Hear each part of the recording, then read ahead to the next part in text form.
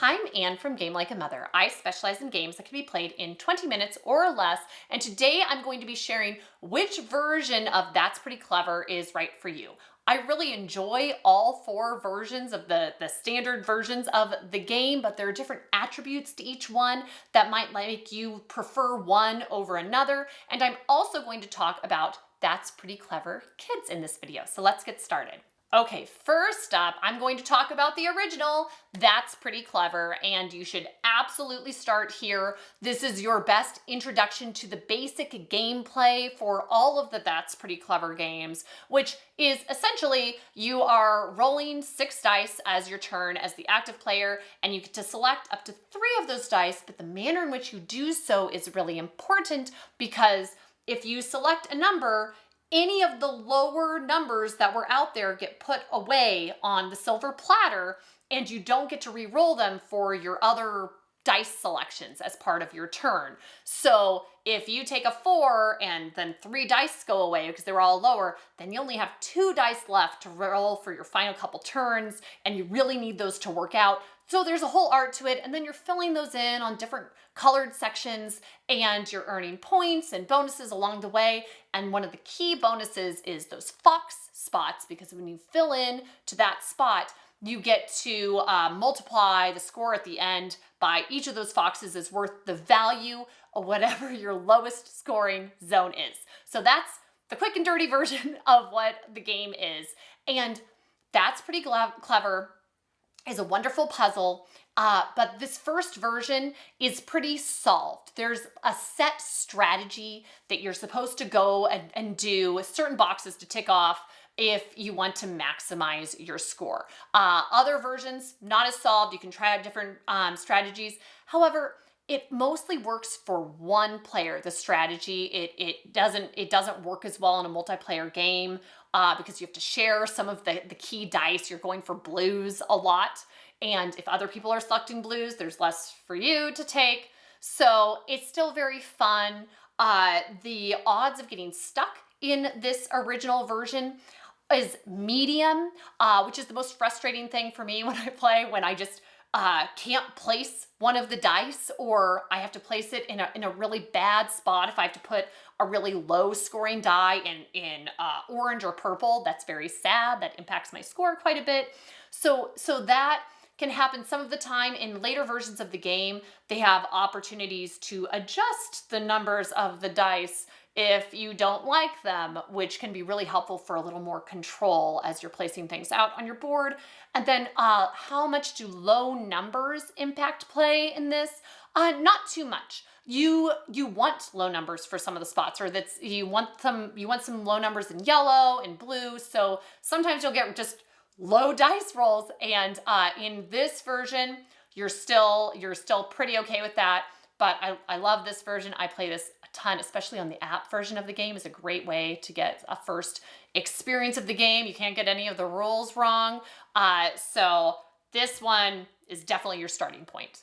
Next up, we have Twice as Clever, which seems to be the universally least favorite version of the That's Pretty Clever games. It's still very good. I like it. I enjoy playing it, but it is also my least favorite version. It's the one that I play the least of the bunch. Although I still do enjoy it. It's just a little bit more chaotic, and it's hard to have a consistent type of strategy of any sort that's going to do well, because this one is much more contingent upon getting good dice rolls. High dice rolls really matter here, especially when there's a new gray section, and the manner in which you fill that is whatever if you have a high gray or wild white dice that you roll, then all of your other active dice get filled in there along with the die that you picked. But that means you have not enough dice to finish out your active roll. You've only selected one a lot of times, and then that's it for your turn. And it's just difficult to fill that in well, especially if you only ever really get low gray rolls. There is a new bonus they added in because of this, where you get to take a dice back. But you have to earn those, and often it's not until later in the game. And then the yellow section, you have to double mark them. And so it can take a while to earn bonuses and to earn points in that section.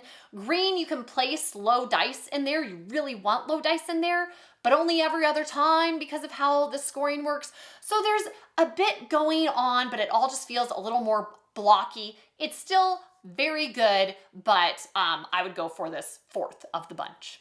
Next up, we have Clever Cubed, and it seems like it is a toss-up between this version and Clever Forever for people's favorite version of the game. Right now, I'd probably say the third version is my favorite. It is similar to the first one in terms of like difficulty and what you're trying to do, but there's just a little bit more they've added in and have going on. And the blue section feels like the gray section in Twice as Clever, but it feels achievable because you just get to mark multiple of the same number in that section depending on the dice you've selected. And usually I am able to close out what I need to close out in there.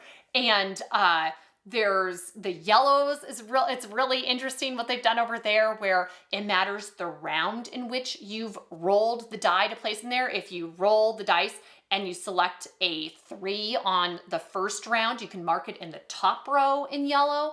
And then, or if it's another round and you roll the dice and it's the second round that you select a 5, that's when you get to mark it in the second row on that level. And there are rules for just the gray spots where you can put dice from the silver platter. So you have to be, it's a little more regimented what you can put in there. But I feel like I don't get stuck too much in this game because they've introduced a question mark dice bonus, where as you earn those, you can now select certain numbers. You can change die faces to, okay, the first one you earn is a 3. So if at any point you're like, I'd rather have that number be a 3, you can change it using your special bonus. And then it's a 3, 4, 5, 6. And then you get question marks that you can use it for any number you want it to be, which is incredibly helpful.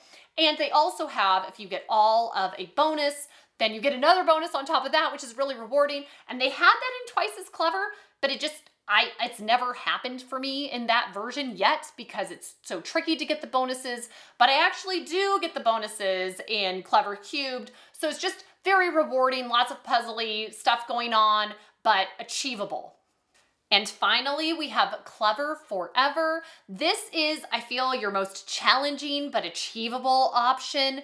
And if all the different colored sections, there isn't any one where I think it's just kind of throwaway, just put in numbers here. They all have their own unique challenges. I really like the blue section, feels like geometry. It's the white and blue dice you roll are now your X and Y coordinates for where you mark numbers in there.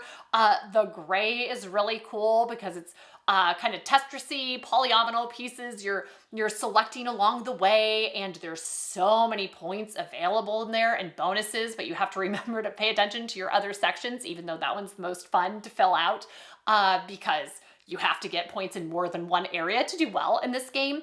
Green appears to be the pathway to success if you use it correctly because there are so many bonuses in there, but you have to mark multiple spots in order to get points. The pink is interesting because you have the opportunity, if you put a 3 in there, you get to mark 2 spots in a row, but then you don't get any of the bonuses along the way. And you have to do a 5 or a 6 to get a bonus, and there's just the whole art to all of it. So if somebody really likes a technical challenge, this is going to be their favorite version. And they have silver platter bonuses where you now can adjust dice by 1 with that. So there's a new bonus option that just works super well with the type of game that you have. I don't feel like I'm ever really stuck. I don't feel like that it is a solved one. There's active debate online about what your best strategy should be. And you can use low numbers, you can use high numbers. It all comes together in this one, but it is quite the challenge. And finally, we have That's Pretty Clever Kids. They came out with a ages 5 and up version of a roll and write that is in line with the feel and theme of the That's Pretty Clever games, except it's a party and you are rolling dice that have balloons, cakes, candles, presents on it. And It has the same feel. You have an active and passive players, and the active player is selecting dice that have the same background color. And so you'd be collecting candles with the orange or red background on them and marking those off, and then other people get to collect something, and you're just trying to get the most stars over the course of the game. So there isn't any tricky math at the end. Just count up your number of stars. The game ends when one of the sections is completely filled in. And I've played this a lot with my 5-year-old lately. She is pretty relaxed about rules sometimes, but she has this one down. She loves rolling dice. She understands what she's supposed to do, and she loves it. That said, my 8 and 10-year-old children also really enjoy this game. It's not too little kiddish for them. It has staying power. They like the level of strategy, the fast games. There's not really anything mean-spirited, and you're doing stuff all the time. Even on other people's turns, you're still getting to select dice generally. So it's just great. That said, I don't think you go from That's Pretty Clever Kids to the standard That's Pretty Clever games. There's quite a leap in strategy there. So I would say start with That's Pretty Clever and then go to games like Quicks or Super Mega Lucky Box as your next stepping point. And then from there, you should be good to go for the rest of the series. So that's it for which version of That's Pretty Clever is right for you. The answer is they're all excellent. So you should play all of them. Thank you so much for tuning in, and I'll see you next time from Game Like a Mother.